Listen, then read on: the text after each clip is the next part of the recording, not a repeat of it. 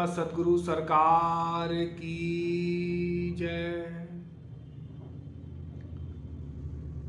हमारे देश में या कह लीजिए पूरे विश्व में जो साधना पद्धति या भगवान को प्राप्त करने के लिए जो साधना बताई जाती है उसमें से 99% साधना गलत है। इसीलिए तो वास्तविक लक्ष्य की प्राप्ति नहीं हो रही। दिखाई तो पड़ रहा है, इतने सारे मंदिर, इतने सारे मस्जिद, इतने सारे गिरजाघर, इतने सारे संत, इतने सारे पंथ, लेकिन भगवत प्राप्ति कितने को हुई या किसको ठीक ठीक भगवान का मार्ग मिला है, भगवान उसको प्रिय लग रहे हैं और वो ठीक ठीक चल रहा है, इन्हें गिने हैं, इन्हें गिने। ऐसा इसलिए क्योंकि जो हम लोग साधना करते हैं वही गलत कर रहे हैं। 99% लोग इंद्रियों से साधना करते हैं, इंद्रियों से, हाथ से चंदन लगा रहे हैं, अगरबत्ती कर रहे हैं, धूप दे रहे हैं, कान से सुन रहे हैं सत्संग, कथा, भजन, हाँ, मुख से पाठ कर रहे हैं, पाठ हो रहा है, हनुमान चालीसा का पाठ हो रहा है, रामायण का पाठ चल रहा है, देवी पुराण का पाठ हो रहा है, पाठ कर रहे हैं। इससे क्या होगा अभी? अरे क्या मुख को शुद्ध करना है कि हाथ को शुद्ध करना है, या गंगा स्नान करने जा रहे हैं, क्या शरीर को शुद्ध करना है? अरे शुद्ध किसको करना है? ये शरीर तो यही छूट जाएगा ना, इतना तो ज्ञान होगा। हाँ, तो ये शरीर मैं नहीं हूं, हाँ मैं तो आत्मा हूं, और आत्मा के विषय में तो वेद में आया है, पुराणों में आया है कि आत्मा शुद्ध है, दिव्य है। ये आत्मा तो परमात्मा का अंश है। हाँ, तो फिर मन में सारे दोष छुपे हुए हैं, इस मन को शुद्ध करना है, लेकिन हम शुद्ध करने में लगे हुए हैं शरीर को, शरीर की साधना करते हैं। देखो, एक श्लोक आपने अवश्य सुना होगा, अपवित्रः पवित्रो वा सर्वावस्थागतोऽपि वा यस्मरेत् पुंडरीकाक्षं स बाह्याभ्यन्तरः शुचिः। ये श्लोक संध्या वंदन वगैरह में पंडित लोग बोलते हैं। हाँ, कुछ पंडित बोल रहे हैं, यजमान को हाथ में अंजलि में जल दे दिया, लो भाई इसको लेकर के ये बोलो और अपने ऊपर छिड़क लो। ये अर्थ भी ठीक ठीक किसी को नहीं पता होता, और यदि किसी पंडित को पता है तो यजमान को तो नहीं पता होगा। इसका क्या अर्थ है? इसका ये अर्थ है कि जो मन से ठीक ठीक भगवान का स्मरण कर लेता है, श्री कृष्ण का स्मरण कर लेता है, स्मरण मात्र, ये साफ साफ लिखा है, तो उसकी बाहर की और भीतर की दोनों की शुद्धि अपने आप हो जाती है। लेकिन इसके लिए स्मरण करना होगा, श्लोक बोलने से कुछ नहीं होगा, ठीक ठीक मन से स्मरण करना होगा, ये स्मरण रहे। सूक्ति कहती है कि मीना स्नान परा फणि पवन भुंग में सश्च पर्णाशनो नीराशः खलु चातको हिनितराम शेते बिले मूसकः भस्मोद्धूलन तत्परश्च ही खरो ध्यानानुरक्तो बकस ते सर्वे नहीं आंति मोक्ष पदवीम भक्तिम बिना श्री हरे। क्या अभिप्राय है? ध्यान से समझना। देखो, यदि गंगा जी में डुबकी लगाने से मोक्ष मिलना होता तो मछली तो 24 घंटे गंगा जी के अंदर ही रहती है, उसको पहले मोक्ष मिल गया होता इस तर्क से तो। हाँ, ये कुछ लोग कहते हैं ना वो बाबा जी फल खाते हैं, वो बाबा जी तो केवल जल पी के ही रहते हैं, वो बाबा जी तो कुछ खाते ही नहीं, पत्ता खाते हैं। वो लाखों में लोग जा रहे हैं उनके पीछे पीछे। अरे इससे क्या होगा? अरे फल खा लेने से और शरीर को जीवित रख लेने से क्या होगा? इससे कोई मोक्ष मिल जाएगा, भगवान की प्राप्ति हो जाएगी? नहीं। अरे सांप होता है, सांप वो केवल हवा खा के रह लेता है, वायु खा के, तो क्या उससे उसको भगवान की प्राप्ति हो जाती है? ना। ये बकरियां तो सूखे पत्ते खा लेती हैं, वे भी रह लेती हैं सूखे पत्ते खा करके, तो वो भी क्या भगवत प्राप्ति कर लेती हैं? ना। लेकिन हम नहीं समझते। और जो चातक होता है उसको स्वाति नक्षत्र का पानी मिल जाए, जल मिल जाए, वर्ष में 1 बार 2 बार उसी में रह लेता है। हाँ, उसको और कुछ नहीं चाहिए। ध्यान, कोई कह रहे ध्यान लगाए हैं बहुत अच्छी तरीके से, ये ध्यान लगा लेते हैं। अरे ध्यान तो बकुला भी लगा लेता है, पानी के अंदर बैठा रहता है, ध्यान लगाए, एक आंख खोले और जैसे मछली आती है घंटों घंटों बैठा रहता है और उसको पकड़ लेता है। इतना तीव्र ध्यान होता है उसका, इतना अधिक समय तक चलता है। तो इनको क्या मोक्ष मिल जाता है? नहीं। किसी को बाबा जी गुफा में रहते हैं, वो झोपड़ी में रहते हैं, तो गुफा में रहने से, झोपड़ी में रहने से क्या मोक्ष मिल जाएगा? अरे कितने तो पशु हैं, सांप वगैरह, चूहे वगैरह, वे बिल में ही रहते हैं, बिल बना करके। चिड़िया वगैरह घोंसला बना के रहती है, तो क्या इससे उनको भगवान की प्राप्ति हो जाती? ना। बिना भगवान की भक्ति किए मोक्ष नहीं मिलेगा, भगवान की प्राप्ति नहीं होगी। ये स्वर्ण अक्षरों में लिख लो सब लोग। तो भगवान की भक्ति करनी पड़ेगी और ठीक ठीक करनी पड़ेगी। मन से प्रेम करना पड़ेगा भगवान से, मन से, ऊपर ऊपर से नहीं, केवल इंद्रियों से काम नहीं चलेगा। मन से ठीक ठीक भगवान का स्मरण करना होगा।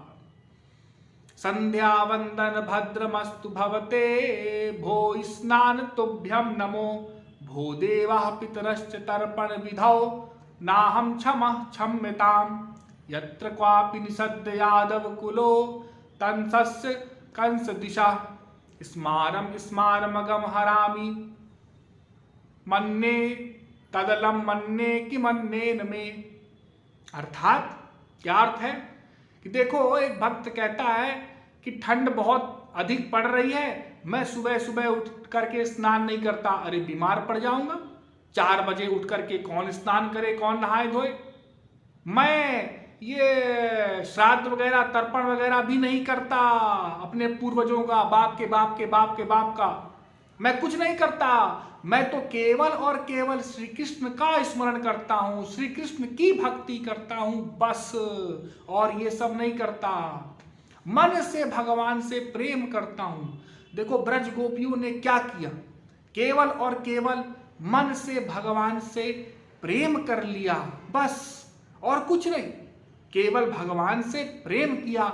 भगवान उनके पीछे पीछे डोल रहे हैं। हाँ, भगवान पीछे पीछे। एक परमहंस कहता है, कस्मै किम कथनीयम और कस्य मनः प्रत्यो भवति, रमयति गोपवधूटी कुंज कुटीरे परम ब्रह्म। अरे एक बात है, मैं किससे कहूं, कौन मानेगा? अरे कह दो बाबा, कह दो, तुम्हारे दिल का बोझ तो हल्का हो जाएगा। अरे बड़ी गोपनीय बात है। क्या बात है? वो ऐसी बात है कि श्री कृष्ण है भगवान, हाँ, वो बड़े बड़े योगी मुनि तपस्वियों के ध्यान में नहीं जाते, वे समाधि लगाए बैठे हैं कि ठाकुर जी का स्मरण हो जाए। लेकिन वही ब्रह्म श्री कृष्ण, ध्यान देना, यहां ब्रह्म कहा, ब्रह्म श्री कृष्ण, और वृंदावन में गोपियों के पीछे पीछे डोलते हैं, पीछे पीछे। अरे मुझसे प्रेम कर ले, वो कहती अरे हट जा, मैं दूसरे की स्त्री हूं, पराई स्त्री हूं। अरे नहीं, तू तो मेरी ही है। अरे कैसी बात कर रहा, मैं दूसरे की स्त्री हूं, मुझसे कहता है प्रेम कर ले। हाँ, भगवान लंपट सरीके घूम रहे हैं। इस बात पर कोई यकीन करेगा भला? अरे जो भगवान को पा लेगा वो भी इनके स्त्रियों के पीछे नहीं घूमेगा।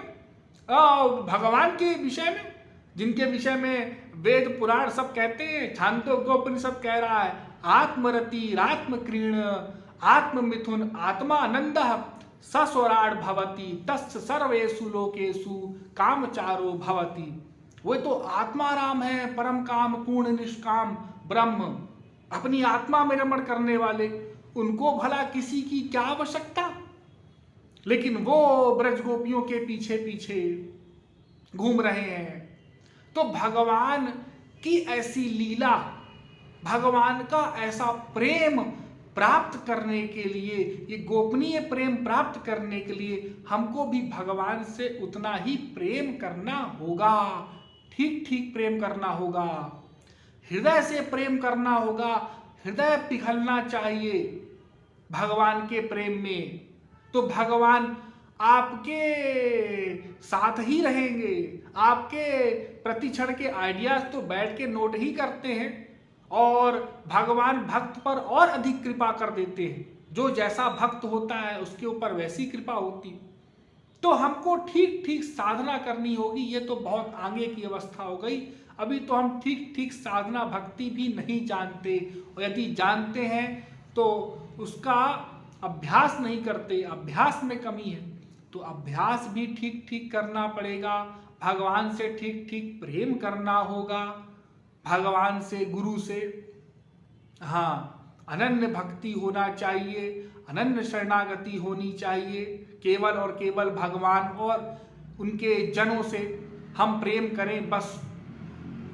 तो कहने का तात्पर्य कि जो गलत साधनाओं का प्रचलन है हमारे कलयुग में, अरे जाओ चारों धाम की मार्चिंग करे आओ, कोई कहता है अरे माला जाप करो, कोई कहता है अरे शरीर में भस्म लगा लो, कोई कहता है ओ ऐसे उल्टा खड़े हो जाओ। इन सब से भगवान की प्राप्ति नहीं होगी। भगवान की प्राप्ति भगवान से प्रेम करने से होगी। जैसा प्रेम हम संसार में करते हैं ना, ये हमारी माँ है, ये हमारा बाप है, ये हमारा पति है, ये हमारी पत्नी है, ये हमारे बच्चे हैं, ये हमारे मित्र हैं, सखा हैं, ये सब कुछ हमारे ही हैं, मेरे ही हैं। ऐसा प्रेम जो हम करते हैं और इनको अपना मानते हैं, लेकिन यहाँ तो धोखा मिलता रहता है हमको। हम सबका व्यक्तिगत अनुभव है। और भगवान जो मेरा है, क्योंकि मैं जीव हूं, भगवान मेरा है, हाँ, उसको नहीं मानते। ये शामहम प्रिय आत्मा सुतश्च सखा गुरु सूर्यदौ दैवमिष्टम। भागवत, वो हमारा सब कुछ है। लक्ष्मण जी कह रहे हैं, भ्राता भर्ता च बंधुश्च पिता च मे राघव। आप मेरे बाप हैं राघव। सारे रिश्ते नाते भगवान से हैं हमारे। इस बात को मानना होगा। निरंतर बार बार भावना बनाएं, दिन में बार बार चिंतन करें कि भगवान ही मेरे हैं, भगवान ही मेरे हैं, बस और कोई मेरा नहीं है। मैं जीव हूँ, मुझे भगवान की प्राप्ति करनी है, मुझे भगवान के लोक जाना है, भगवान की सेवा करनी है। यह शरीर मुझे भगवान की सेवा, भगवान की भक्ति के लिए प्राप्त हुआ है। ये जितना अधिक हम चिंतन करेंगे, जितना अधिक हम अभ्यास करेंगे, अपना अभ्यास स्वयं का है, कोई दूसरा व्यक्ति अभ्यास करके नहीं देगा। गुरु भी अभ्यास नहीं कर सकते। यदि ऐसा कोई कर सकता संत, तो फिर इतना अधिक प्रवचन सत्संग देने की आवश्यकता ही नहीं पड़ती। ये अभ्यास हमको ही करना पड़ेगा, स्वयं करना पड़ेगा। हाँ, और अभ्यास में हमारी कमी रहती है। हम प्रवचन तो सुन लेते हैं, सत्संग तो श्रवण कर लेते हैं, लेकिन जब अभ्यास करने की बारी आती है, जब भजन करने की बारी आती है, तो हमारा मन ऊँघने लग जाता है। हाँ, हमारा मन नहीं लग रहा, हमारे मन में अन्य संसारी विचार आ रहे हैं, हमारा मन तो यहाँ से उठने को कर रहा है, हमारा मन इतना नहीं लगता। आधा घंटा 1 घंटा ठीक है, तो फिर उतना ही लाभ मिलेगा। और बाकी टाइम जो कुसंग करोगे, संसार में मन को लगाए रखोगे, तो संसार का लाभ मिलेगा। तो फिर और माइनस हो जाएगा प्लस की जगह। अरे 10 रुपए कमाया और 100 रुपए खर्चा किया तो कर्जा चढ़ गया ना। उसी प्रकार से तो हाल है कि 2 घंटा भर सत्संग किया और बाकी के 20-22 घंटा कुसंग किया। तो फिर हम चाहें कि हम तो बहुत जल्दी गोपियों की कक्षा में पहुंच जाएं, उनके सीट में पहुंच जाएं, ये कैसे हो सकता है? तो उसके लिए निरंतर अभ्यास करना होगा, निरंतर गुरु का संग करना होगा, सत्संग सुनना भी आवश्यक है, साथ में अभ्यास भी आवश्यक है। बार बार भगवान के गुरु के धाम में जाएं, साधना करें। यदि हम अपने घर में साधना कर सकते हैं तो इससे बढ़िया कुछ नहीं, लेकिन यदि मन नहीं लग रहा, साधना नहीं कर पा रहे, तो गुरु आश्रम में जाना है, भगवान के धाम में जाना है, तो वहाँ सामूहिक कीर्तन होता है, तो स्वाभाविक है कि हमारा मन लग जाएगा, उसको सहायता मिलेगी। तो ये सब कब होगा? जब हम अपना लक्ष्य भगवान की प्राप्ति बनाएंगे, भगवान की गुरु की सेवा बनाएंगे। यदि लक्ष्य हमारा भगवान और गुरु की सेवा नहीं होगा, नहीं है, तो फिर हमें उस परम चरम लक्ष्य की प्राप्ति नहीं होगी। तो इस संदर्भ में इतना ही, शेष फिर कभी। बोलिए वृंदावन बिहारी लाल की।